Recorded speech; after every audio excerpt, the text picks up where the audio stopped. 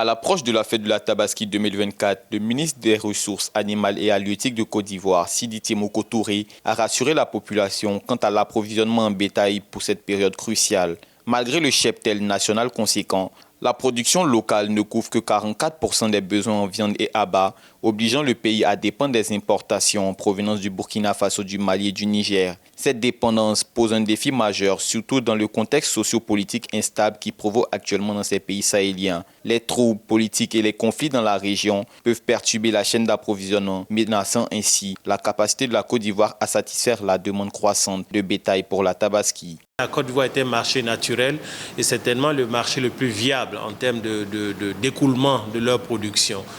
Pour tout bon commerçant, voir cette opportunité, ne peut lâcher cette opportunité. Ce n'est pas les enjeux politiques qui viennent influencer sur ce secteur. Ce secteur est très, productif, où l'intérêt privé prime que sur la politique. Depuis 2022, le groupe de travail de suivi de l'approvisionnement du marché, GTSAM, a été instauré pour coordonner les efforts entre les différents acteurs de la filière et les administrations concernées. Ce groupe de travail a permis d'aborder les défis logistiques tels que les tracasseries routières et la sécurité des sites d'accueil, tout en renforçant les contrôles sanitaires. Ce groupe de travail a fait un excellent travail depuis sa mise en place et a permis de formuler de nombreuses solutions pragmatiques aux défis actuels que vit notre pays en matière d'approvisionnement.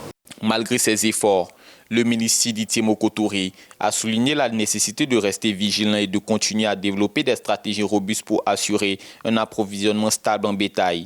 Il a annoncé que des échanges avec les acteurs des pays fournisseurs étaient en cours pour sécuriser l'arrivée de plusieurs camions de bétail dans les prochains jours. Le gouvernement ivoirien s'engage à soutenir les communautés musulmanes tout en garantissant que les marchés seront bien approvisionnés pour la Tabaski malgré les défis politiques et logistiques rencontrés.